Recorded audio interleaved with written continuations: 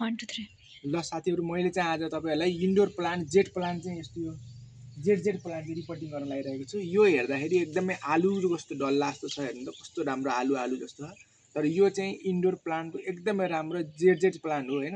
यसलाई चाहिँ मैले यहाँ यो पटकर कोकोपिट मल र माटो मिसाएर यो कम्पोस्ट बनाएको छु, सोइल बनाएको छु भने यसलाई चाहिँ मैले चाहिँ आज अब मैले यसलाई रिपोर्टिङ गरेर यसलाई ब्रान्च छुट्टाएर यसलाई चाहिँ अब यसमा भर्न लागिरहेको छु। यो चाहिँ एकदमै राम्रो हुन्छ घरमा राख्दाखेरि र त्यही भएर कारणले गर्दाखेरि यो इन्डोर प्लान्ट तपाईहरुले पनि घरमा राख्न सक्नुहुन्छ।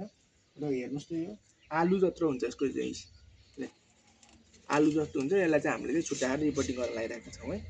अब म तपाईहरुलाई धेरैको मोर्या भन्छन् यो सार्दाखेरि यो यसले चाहिँ पटकर चाहिन्छ, मोल चाहिन्छ, कोकोपिट चाहिन्छ र माटो चाहिन्छ। र यसरी मिलाउन सकिन्छ है। यसरी मिलाएर हामीले चाहिँ अब रिपोर्टिङ गर्न लागिरहेका छौँ।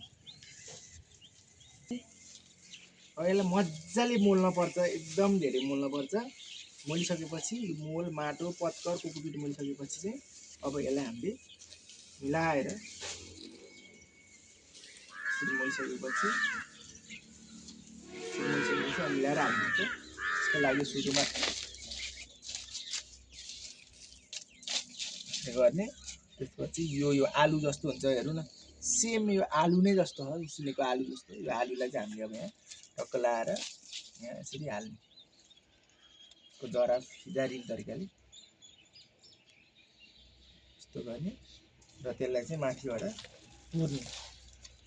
ल यस्तो गरेको खण्डमा यो चाहिँ एकदम हेल्दी अनि मर्दैन र एकदमै राम्रो ब्रान्च पनि आउँछ है। यो ल यसरी अब म अर्को गर्छु। यसरी नै तपाईहरुले पनि गाउँ घरमा यो जेट प्लान्ट कसरी लगाउनु हुन्छ भन्ने कुरा आइरहेको बेलामा यसलाई चाहिँ यसरी लगाउन सकिन्छ। सेम आलु, सेतो आलु, यो हेर्दा सेतो आलु जस्तो देखिन्छ। यसरी टक्कलाई यहाँ गरेर माथिबाट पटकर है, पात मिसिएको माटो, हल्का माटो चाहिन्छ कि यसलाई यसरी गरेको यो एकदमै राम्रो, एकदमै कुरै नगरौँ यति राम्रो हुन्छ। म तपाईलाई यो पछिको भिडियो लिएर आउने छु। यसरी टक्क लाएर एकदम रूपले पात पटकर माटो फेरि पटकर गरेर हामीले चाहिँ यसरी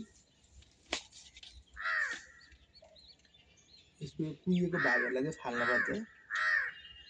फङ्गस लागेको हुन्छ, यसलाई चाहिँ पखालेर यसरी यसरी यसरी हालेको खण्डमा यो यति राम्रो भएर आउँछ। यसरी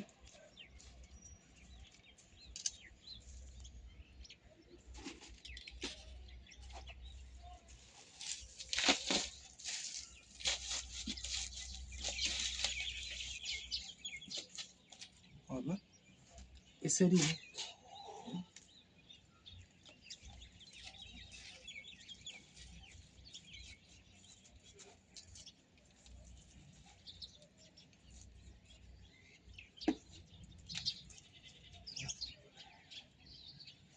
ल मैले नि यसरी तपाईहरुलाई नै सिकाएँ। मैले चाहिँ यो एउटाबाट ब्रान्च निकालेर यसरी सारेको छु यो जेट प्लान्ट। तपाईहरुले पनि यसरी नै सार्नु होला। यसलाई चाहिँ माटोमा मात्रै सार्दाखेरि नि मर्छ र कोकोपिटमा मात्रै सार्दा नि मर्छ। माटो र कोकोपिटको एउटा मिश्रण मिलाएर मोल र पटकर हालेर सार्दा एकदम राम्रो हुन्छ है।